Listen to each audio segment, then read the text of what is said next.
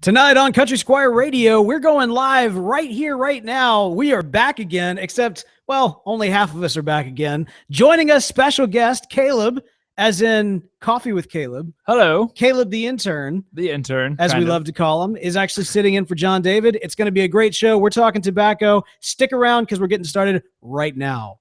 Welcome to Country Squire Radio. I'm Bo.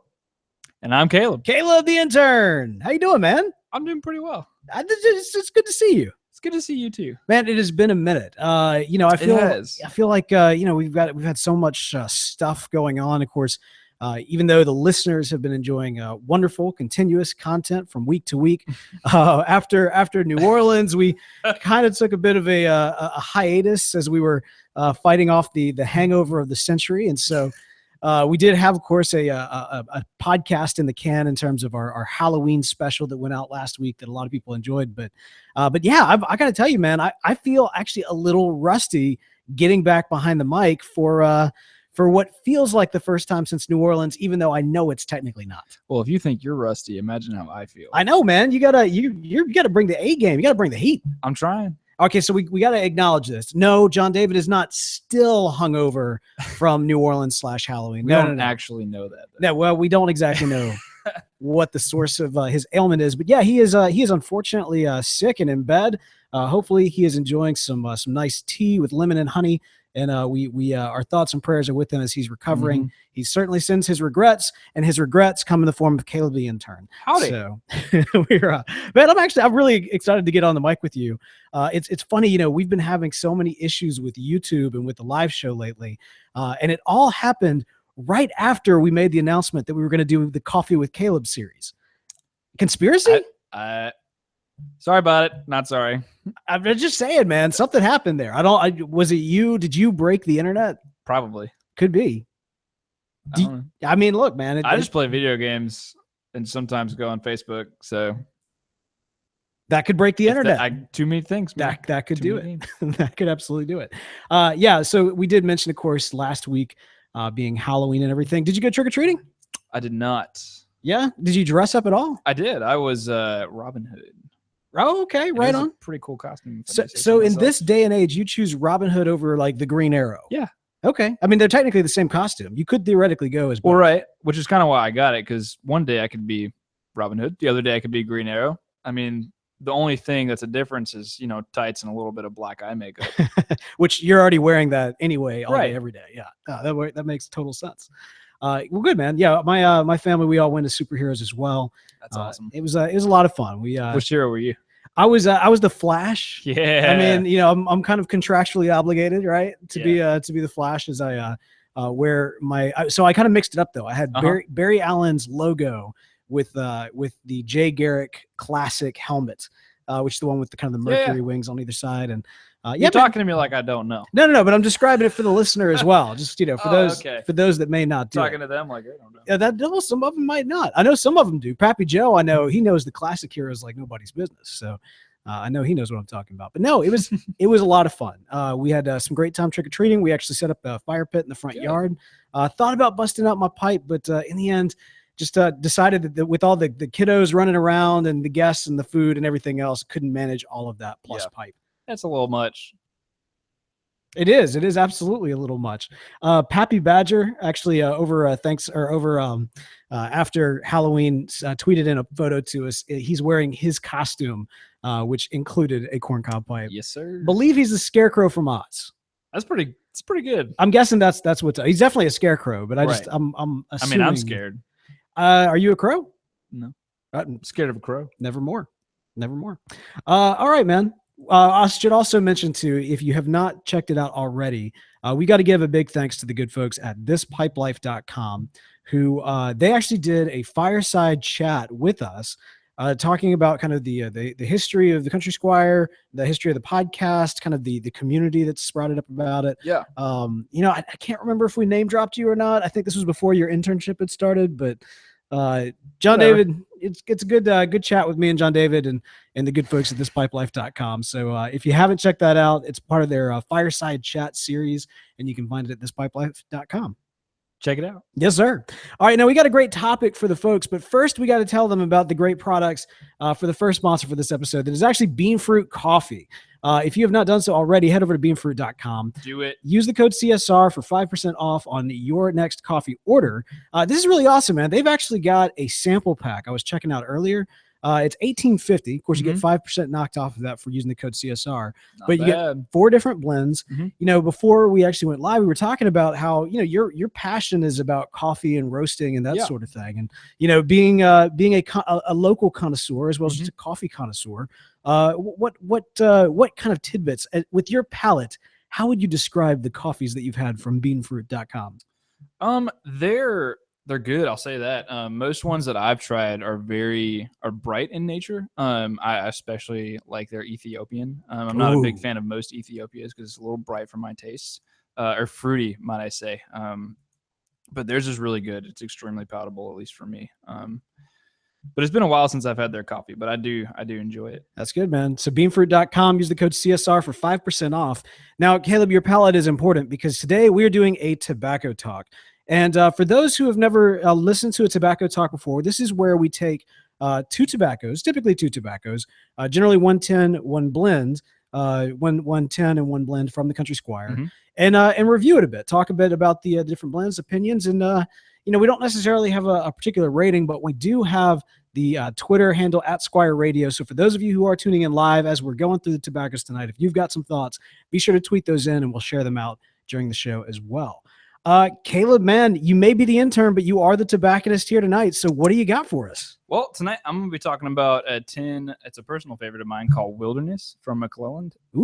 And then Lowland Pine, which is one of the newest blends here at the Country Squire. Okay. I had a feeling that might be the Country Squire blend you were going to go with. It is. But let's start with Woodland. Okay. You mean Wilderness? What did I say? Woodland. So it was Wilderness from Woodland? No. Where'd I get Woodland from? I don't know. Well, the wilderness is filled with wood. I think you combined wilderness with lowland. That might be the case. I think that's what happened. That absolutely might be the case. Hey, man, dyslexia is it is a real thing. It is a real challenge. Dyslexia hurts. It does. It does. All right. So but the McClelland blend. Yeah. It's really good. It was the first blend that really kind of got me into smoking English blends. It's a English blend with Syrian and Cypern Latakia. Probably totally butchering those. I'm not good with words, dyslexia. But it also has Orientals in it and a Red Virginia. And I particularly liked it because it was really smooth and kind of light still for an English blend. The flavors mix very well, and it has a lot going on throughout the entirety of the smoke. So it's complicated, and there's a lot simultaneously happening, but nothing really distracts from the other. It all combines together. And so the Syrian and Cyprian Latakias kind of create a really good, bold, just a basis for that tobacco. And then they throw in the sweet Yanije, if I'm saying that right. Yanije, or whatever it is. I can't remember. Does it start with a Y? Yes. Okay, all right. It's probably a silent Y. You're never supposed to pronounce the Y when it's first, unless there's a J in front of the Y. Oh. Yanije. No, there's not. But there's that one, and then Bold Drama, and those are both from McClelland. And those the Yanij or whatever, it's a sweet tobacco. Yeah. And the Drama is a bold tobacco, and so they combine really well to create kind of just a rich complexity, which I found to be almost nutty at times in the tobacco. Usually it'll get to there around halfway down the bowl. But I really enjoy that flavor combined with the smokiness of the Latakias. And on top of that, the yellow Virginia that's in it doesn't really stand out a whole lot, which I kind of like. It really just acts as not a catalyst, but it combines everything together without distracting. So it kind of adds to everything at the same time as just being there. Sounds kind of like a gumbo of tobacco. Yeah, basically. It's like the sauce that you put everything in that doesn't necessarily add anything, but just makes everything taste better. Yeah.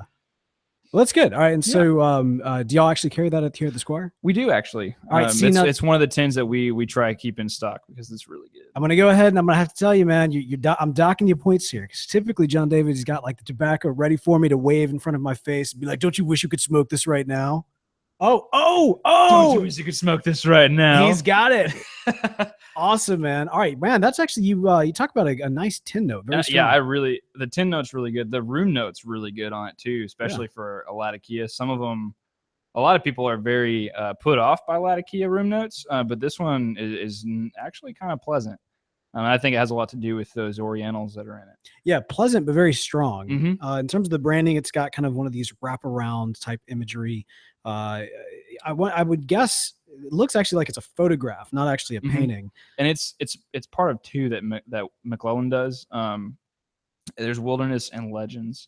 And Legends is a little bit different. It's a little bit milder. It doesn't have both Latakias in it. It just has the Syrian. Or the Syrian. I don't remember. Anyways, it's got one of the Latakias in it. Okay. But it's got more kind of like plum taste to it. Interesting. Yeah. Yeah, I could see that. Okay, fair enough.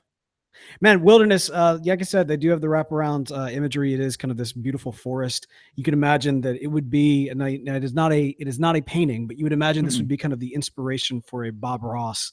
Yeah, it is actually. You got the so does Legends, the happy little trees. And, every tree has a friend. Yeah. So beautiful little tin. But there's no mountain, which kind of it kind of goes up. Yeah. Oh, it does. You're right. It carves up right there. Gotta have that mountain, man. It's a strong mountain, and maybe it's a lonely mountain, and so that mountain just needs a little friend. That's what we all need. Bob Ross, always applicable on this podcast. So great. Wilderness, again, that is from McClelland, and awesome, man. This is a beautiful tobacco and a great smelling one at that. Yeah. So, all right, for the second one, the blend that is actually created here in the Country Squire called Lowland Pine. Lowland Pine. Now, this one, I would imagine, like I said, I kind of anticipated when talking to John David and that you were going to kind of step in and take a crack at leading a tobacco talk here. I was like, I bet he's gonna bust out the Lowland Pine. I have a feeling, because I mean, you got the inside scoop on that one, so to speak. I did. I blended that tobacco myself. That it's your first ever blended tobacco as a officially, just like from the bare scratch ingredients that we have. I've made a private blend of my own previously a couple years ago that I still smoke on a daily basis. But aside from that, this is my first kind of venture into actually tobacconist blending tobacco. All right, man. This is your first step into the brave, bold world. Let's see.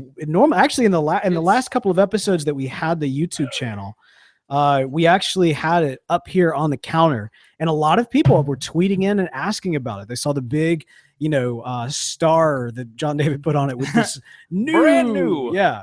But here we are, man. So walk us through this, your masterpiece. Okay. Well, it all started with just this bag of burley that we discovered, really, that was aged here in the Squire. And the tobacco was still good. And it's from a couple of years ago. Now, was it intentionally aged, or was it one of these things where this is here? Let's say intentionally aged. Sure.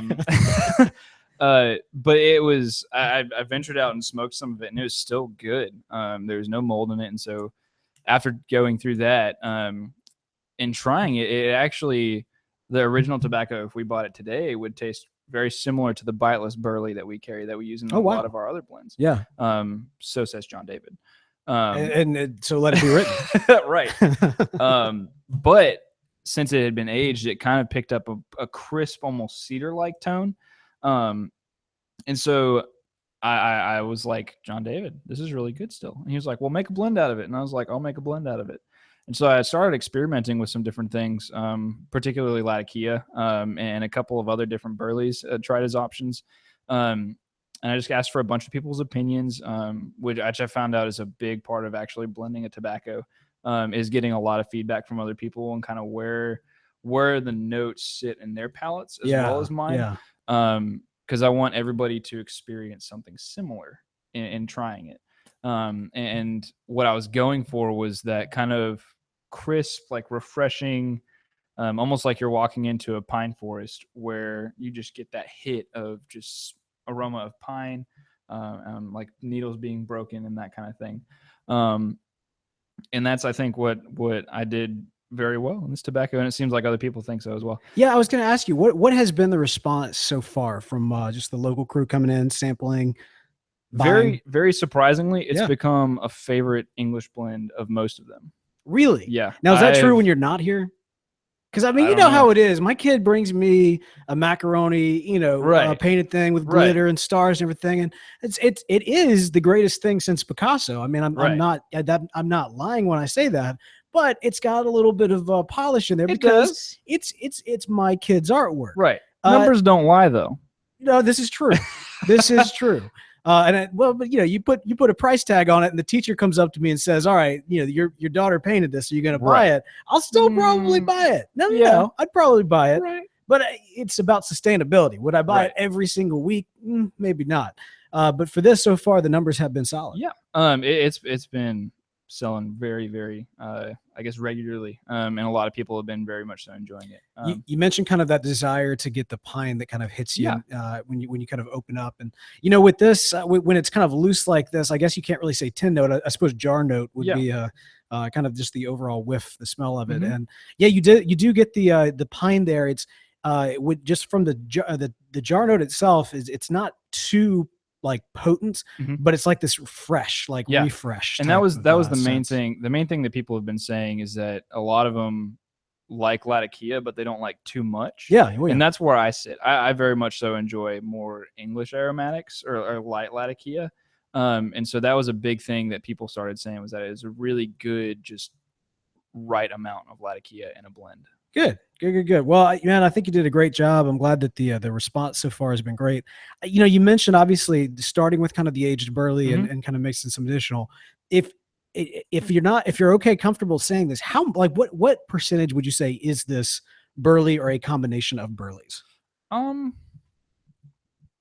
Trying to remember off the top of my head, because I mean, one of the things longtime listeners and longtime pipe enthusiasts will know. I mean, if you're going and you get a lot of burley, you're going to get a pretty strong kick. There's a nicotine kick in it. When I was making it, the first variation that I made of it, I started smoking it, and it was half, if not more than half, burley, and I didn't realize it. It was probably about 11 o'clock to actually maybe 10:30. And I started smoking it. I got about halfway down the bowl around 11. I usually don't eat lunch maybe till around 1:30 here, just because the day kind of goes slowly. But I did that, and I stood up for a second, and I was like, "Oh, I got to eat lunch early." This was an earlier version, right? Okay. This one's a lot more balanced. So it does have a good nicotine kick in it. I would say it's at least a fourth burley. Okay. At least I think more. But so it's got burley, it's got Latakia, it's got yellow Virginia, which kind of does the same thing that the red Virginia does in wilderness. Kind of ties everything together, and almost brings that crisp flavor to life more when combining it with the Latakia. And it just melds them together really nicely, so you get that tree flavor. Yeah, the tree, like licking a tree. There's a theme here tonight, isn't there? Because with your blend, and then also with the wilderness that I wanted to call woodlands again. No, there's nothing wrong with it. I like to chew on trees. Look, there is definitely people have a palate. It's clear to see that you do kind of like that freshness, that outdoor, that fresh cut wood type of sense.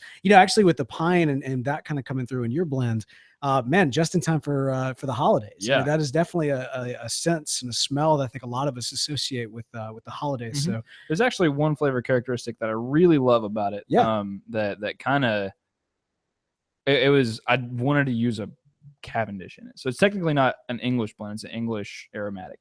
But in using a vanilla cased Cavendish, it adds a very subtle, like on the back end of the flavor, hint of honey to it. Ooh, yeah, it's real good. All right, man. Well, good stuff. Well, now if people are coming down to the Country Squire, if they're local listeners, they can come by, get a sample of these. Yeah. All right, good deal. And then of course, I'm assuming, is Lowland available online as well? It should be. If not, take that up with John David. Okay, sounds good.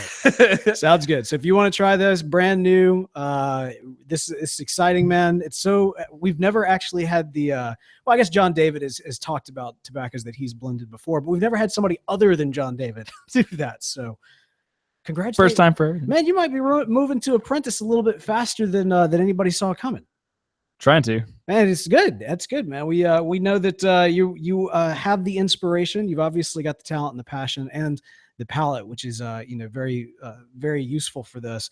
For those out there, that want to start blending their own tobaccos.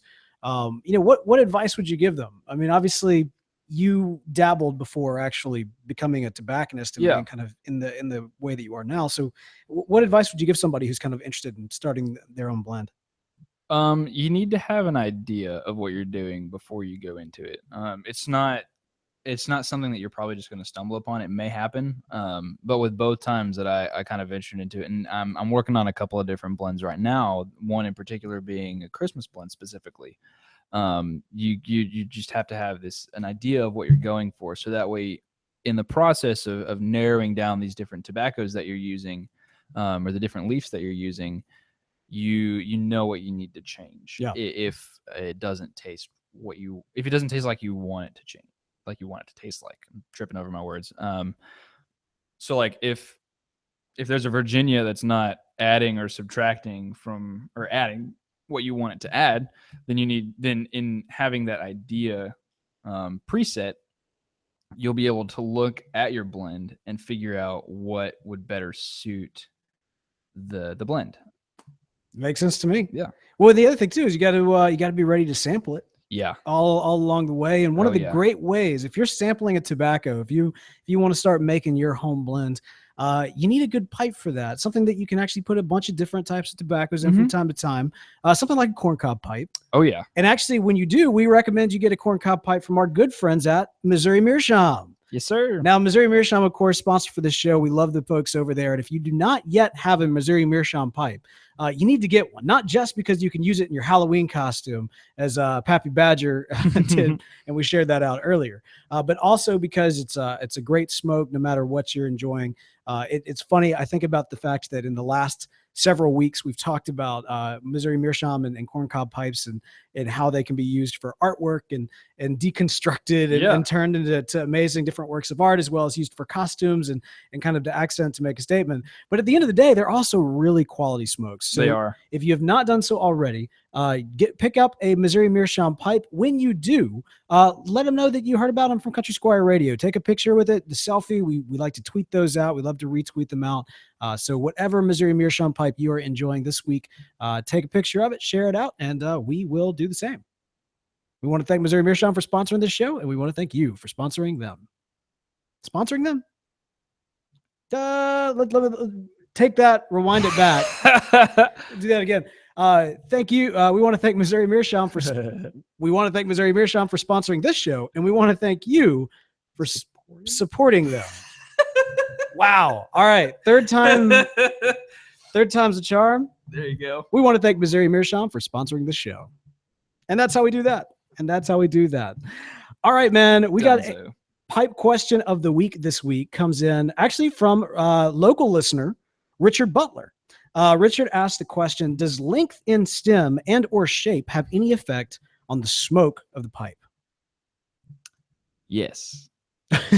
Would care to elaborate? I would. It does. The length of the stem has a huge effect on the smoke. The shorter the stem, the closer you are to the smoke. So naturally, it's going to be or the smoke is going to be hotter on your tongue. It'll probably have more tongue bite. And the longer the stem in something like a church warden, the smoke is going to be a lot cooler. Now, one of the tendencies I've actually found in my church wardens is that I tend to get a lot more gurgle in the pipe, or with my longer stems. The longer stem, or bent stems. Okay. Yeah. Which I don't prefer. So I prefer a straight stem, just kind of regular. I don't really know how to describe. Maybe a 6-inch stem or something like that. That's what I prefer, just because it's a good temperature for the smoke, but also you don't get that gurgle. Whereas you might get that in a longer stem pipe. Some people don't care, and in some pipes you don't get it, but in mine I have. So, all right. So is the gurgle related specifically to the length, or is it because of the shape specifically? I wouldn't say. I don't know. Been both, maybe? Probably. Okay. That's probably what I would say. If it's probably because I've had more bent long stems. They're more bent. So I got to tell you, I do like a straight church warden. Which if it is straight, is it still considered a church warden if it's just like super long? To be honest, I don't know. I think that's right. I would say so. Well, great, excellent. Glad we can provide this wonderful information to the people. We are traversing the extent of my knowledge. All right, fair enough. Fair enough. This is what happens when you ask the intern questions that are intended for the expert. But I will ask you this, because one of the things that we see a lot in terms of stems is a lot of experimentation. Yeah. And one of the things that's kind of very popular right now, I don't know if it's just in the day and age that we live in, or if it's specifically in our region, but metal stems are really making, kind of making a name for themselves. I've seen way more people in the local community, like at the long smoke competitions and just meetups and such, are busting out their pipes with the metal stem. What's the trade-off when you decide to go with the metal stem versus, a traditional briar stem or even a bamboo or something like that? What is the trade-off? What's the benefit?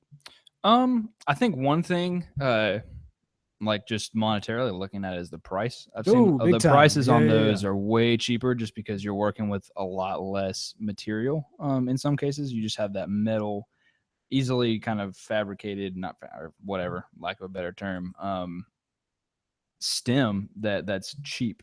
Not like an acrylic or anything that you have to like very minutely pay attention to when you're carving it. I know here there's some of the cheaper pipes. We have local carvers that do those, called the Rocks Company. That's right, man. My Rhino, it was a great mortar pipe, and it's a great way to get a mortar pipe for an affordable price. Yeah, is the trade-off there. But I mean, do you find that it's a cooler smoke if you've got a metal stem versus a briar stem? To be honest, I've not smoked one. I've heard so. And the reason for that being is because the smoke is closer to the air and the atmosphere around it.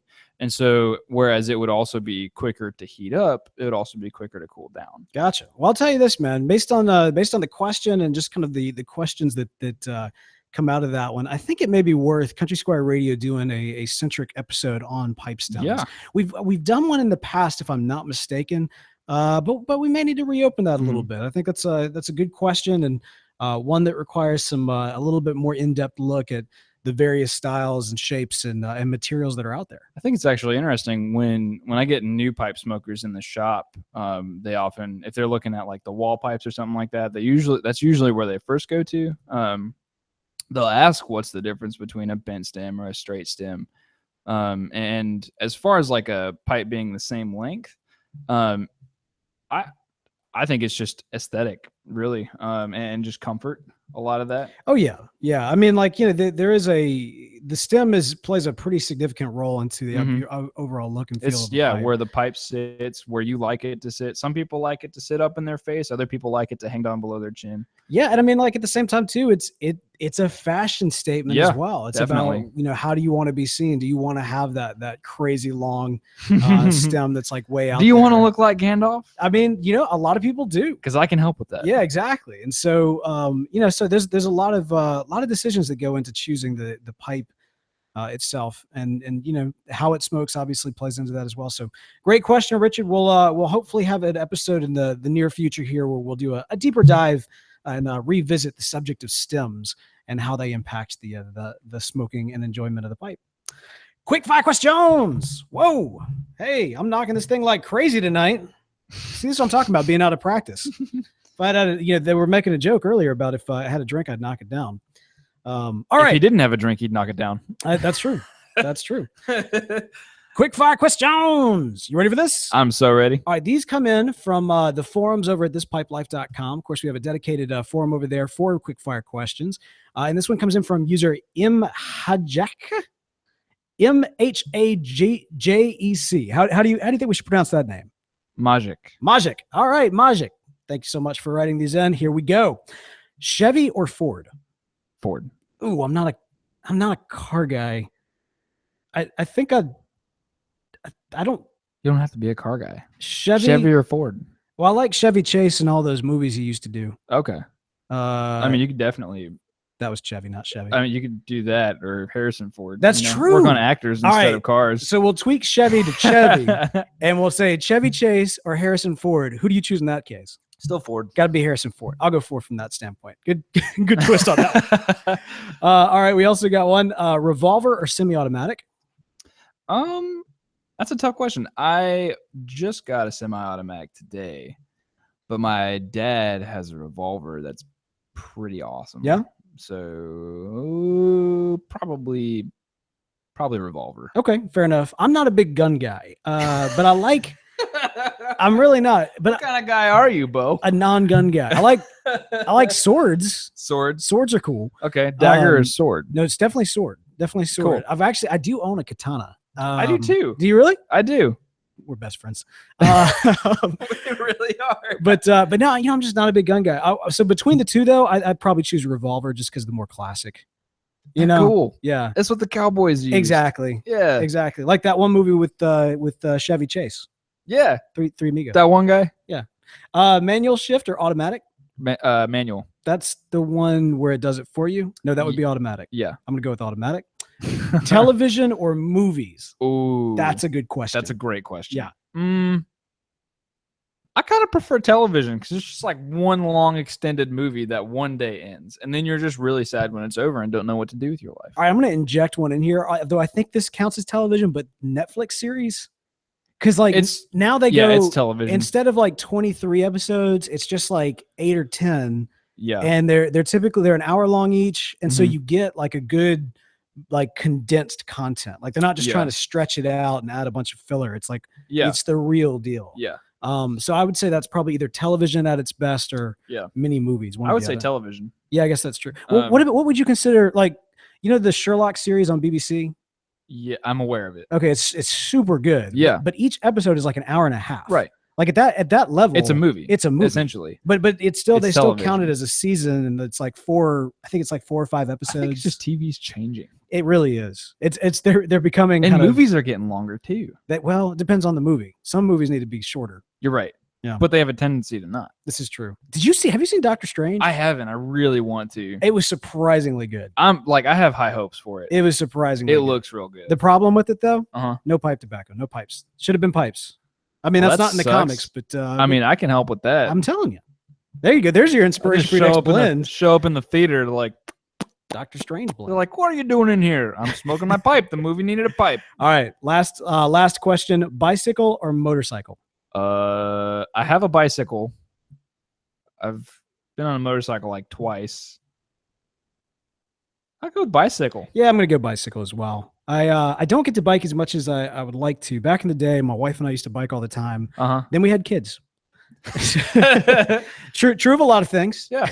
We used to do this. Right. And then we had kids. I always got energy to bike after kids. No, man. Well, and it's like one of those things you can't do it together because one of you has got to watch the kids while the other one goes off and does the thing. All right. And so it's what's trade the thing? But the bicycling.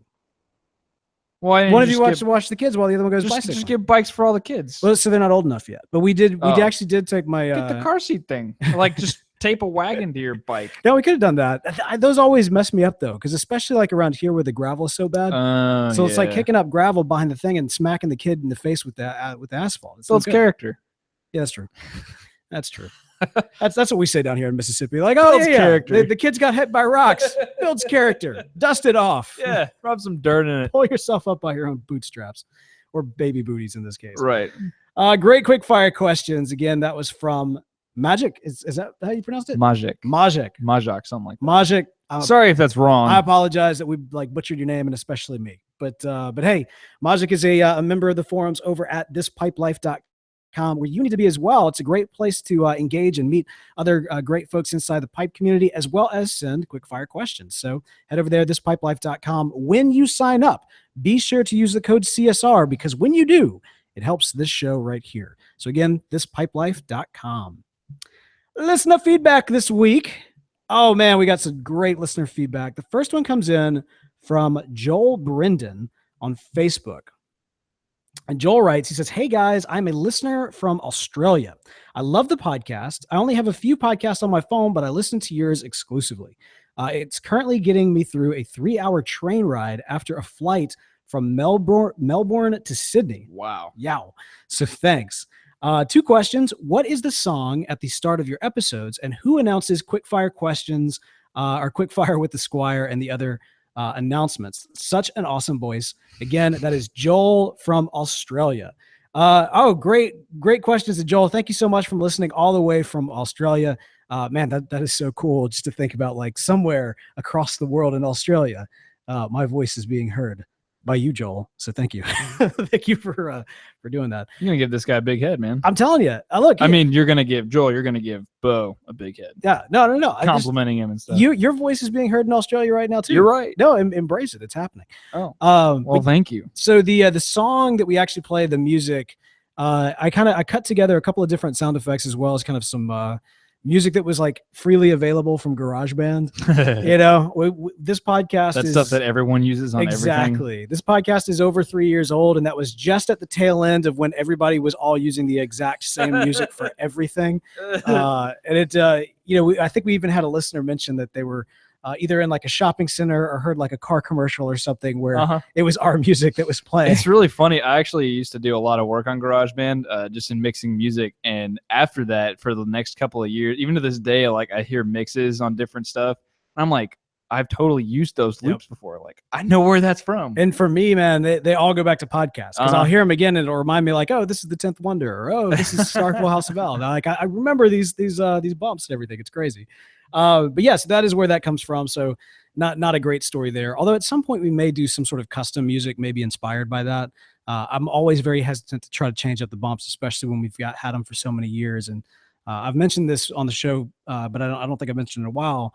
And that audio, it becomes a comfort, and regularity becomes a comfort, and being able, even with the all the things that I don't like about our current bumps and everything else, the things that drive me kind of crazy, I recognize that like those warts, those little fuzzes, those little everythings, the imperfections become a sense of home and a sense of place and a sense of comfort. And so I always want to be careful about changing that stuff out. The other thing is the voice that you hear for the bumps is actually my wife. We recorded those several years ago when we started the show, and yeah, she has been, as we call her, bumper girl, and has created all the bumps for Country Squire Radio and a number of other podcasts as well. So so she does have a great voice. So thank you so much, Joel. I'll be sure to pass that on to her. We appreciate you listening all the way in Australia. Thanks, man. We also got an iTunes review, which I would love for you to read. Are you able to read it from where you're sitting? Barely. I'm blind. Oh, if you're blind, that is going to be a problem. Let's see if I can make it a little bit larger. There we go. Oh, yeah. All right. How about that? Jeez. There you go. Your grandmother could read that. Yeah, you're right. All right, let's see. iTunes, Baker Pipe Man. Pipe love. Just love you guys. I've been into pipe smoking for about a year now, and I've been with you guys through my whole journey thus far. I have a small pipe club that gathers every other Friday at a small cabin in my woods my grandfather built. Okay. We have great conversation, coffee, and Bible study over a few bowls of our favorite tobacco, and of course, talk about CSR. Just love you guys and believe in what you do and what you're about. Thanks a lot, man. Baker Pipe Man, thank you so much. Yeah. He talks about having kind of a small pipe club get together in this cabin his grandfather built. Yeah. And aside from the fact that's just like really cool imagery, man. There's so many different people who write into the show all the time, wishing that they had a pipe club or feeling like it needs to be this like grand 50-person plus thing. No. And that's not the case at all. Just, get some friends together that enjoy the pipe and get together, do what you do, play cards, have a Bible study, like whatever it is. That's a great place to start a pipe club. And it's a great excuse to get together and build community and enjoy this beautiful hobby that we all enjoy. Also with that, if you go onto forums such as our own forums, you can have that small gathering, but also it where you don't have that larger club, you can have that feeling of being a part of something much bigger than just you and your pipe.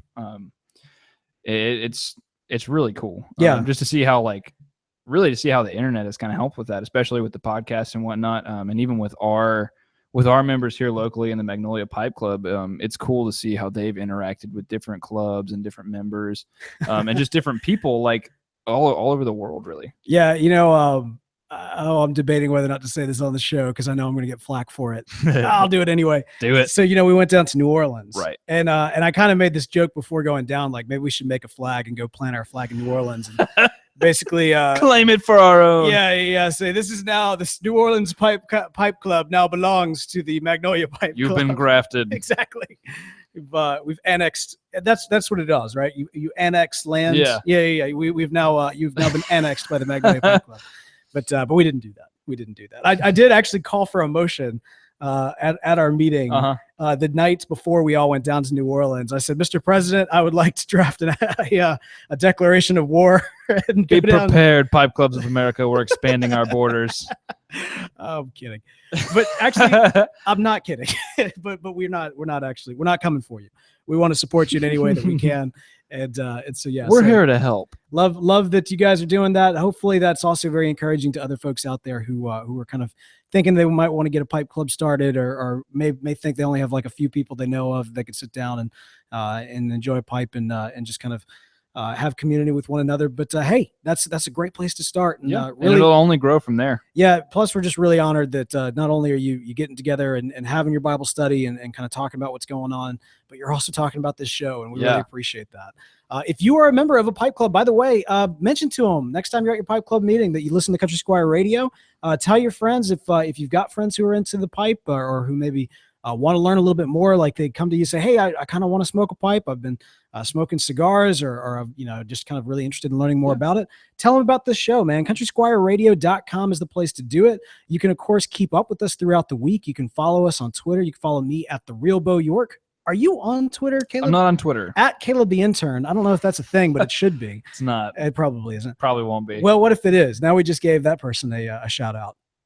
Well, you're welcome. You're welcome, Caleb the Intern on Twitter. But you can also follow the shop at _Country Squire, or as well the show at Squire Radio. We'd love to get your tweets in throughout the week. For sure. We'd also love for you to send in questions, quick fire, and otherwise you can do that. CSR at podastery.com. But links to all that and more can be found at countrysquireradio.com. Well, Caleb the Intern, you did good, man. You did real good.